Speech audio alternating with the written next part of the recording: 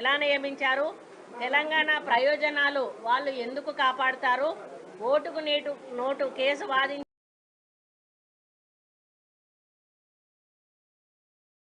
న్యాయవాదులకు CM అందలం, సింగరేణి ఉద్యోగాల విషయంలో అబద్ధాలు చెప్తున్న కాంగ్రెస్ ప్రభుత్వం, డిసెంబర్లోగా 2 లక్షల ఉద్యోగాలు ఇస్తామని కేవలం 60,000 ఉద్యోగాలకే నోటిఫై చేశారని చెప్పడం, గురువు చంద్రబాబు బాటలో నడుస్తున్న శిష్యుడు రేవంత్ రెడ్డి, సీఎం రేవంత్ రెడ్డిలో స్వచ్ఛరక్తం ప్రవహిస్తోంది అని టీఆర్ఎస్ ఎమ్మెల్సీ కల్వకుంట్ల కవిత గారు మాట్లాడడం జరిగింది.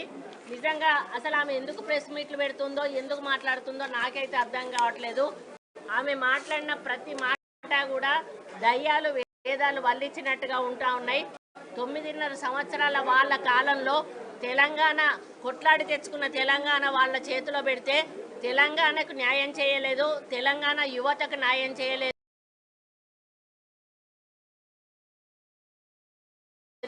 ఎక్కడ అభివృద్ధి లేదు, నీళ్లు కానీ నిధులు కానీ నియామకాల విషయంలో పూర్తిగా నిర్లక్ష్యం చేసి యువత భవిష్యత్తును ప్రశ్నార్థకంగా చేసి తెలంగాణ అభివృద్ధిని మరి ఎక్కడ వేసిన గొంగలి అక్కడే ఉన్నట్లుగా చేసి ఒక 2 నెలలు కూడా మా ప్రభుత్వం వచ్చి కాకముందే ఈరోజు ప్రభుత్వంపై 10 సంవత్సరాలు పరిపాలించిన వాళ్ళు మాట్లాడడం అనేది హాస్యాస్పదంగా ఉందని ఈ సందర్భంగా నేను కవిత గారికి చెప్తా ఉన్నాను.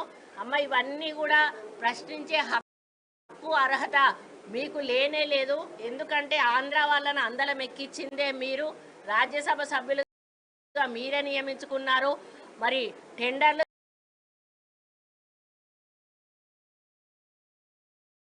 కానీ ఏవైతే మనకు ప్రాజెక్టుల టెండర్లు అవి కూడా మీరు ఆంధ్ర వాళ్ళకి ఇచ్చుకున్నారు. ఆంధ్ర వాళ్ళని పెంచి పోషించిందే కేసీఆర్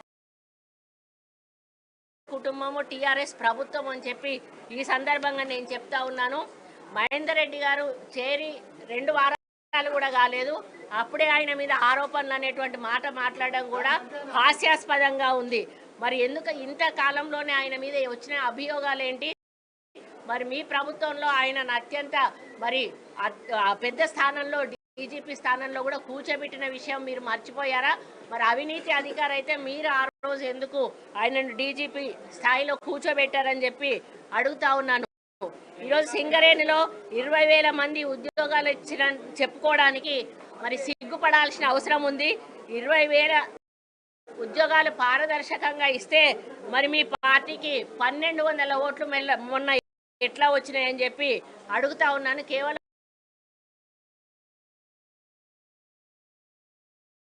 3% ఓట్లు మాత్రమే మొన్న సింగరేణి ఎలక్షన్స్లో టీఆర్ఎస్ పార్టీ వాళ్ళకు రావడం జరిగింది. ఈరోజు కంపాషనేట్ గ్రౌండ్ల నియామకం గురించి మాట్లాడే హక్కు కూడా కవితకు లేదు అని చెప్పి ఈ సందర్భంగా చెప్తా ఉన్నాను. మెడికల్ బోర్డును దళారీ వ్యవస్థగా మార్చింది మీరు. ఒక్కో కార్మికుడు అన్ఫిట్ కావడం నుంచి వారసునికి ఉద్యోగం ఇచ్చేంత వరకు ప్రతి చోట టీఆర్ఎస్ దళారులు ఉన్న విషయాన్ని ఈ సందర్భంగా నేను గుర్తు చేస్తా ఉన్నాను. 32 లక్షల మంది నిరుద్యోగులు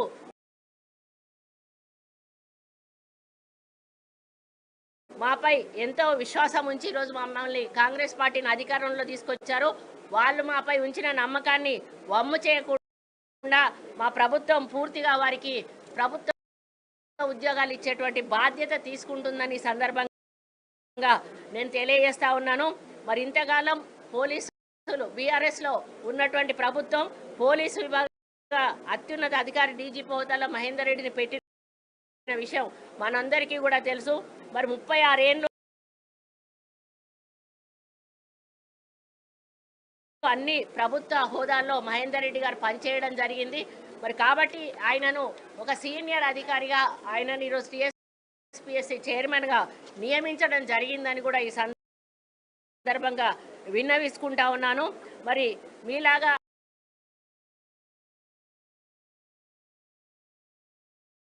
లిక్కర్ స్కామ్ చేసిండా ఏమన్నా మహేందర్ రెడ్డి అని చెప్పి అడుగుతా ఉన్నాను. లేకపోతే టీఎస్పీఎస్సీ పేపర్లు లీక్ చేసిండా, లేకపోతే ఒకటే రూమ్లో అందరినీ మీకు అనుకూలంగా ఉన్న వాళ్ళని కూర్చోబెట్టి టీఎస్పీఎస్సీ మరి ఎగ్జామ్స్ రాయించి ఉద్యోగాలు ఏమన్నా ఇప్పించిండా మహేందర్ రెడ్డి అని చెప్పి ఇప్పుడు ఈ సభ నుంచి, ఈ వేదిక నుంచి కవితను నేను ప్రశ్నిస్తా ఉన్నాను. మరి ఆయనకు అవినీతి వరకే ఉంటే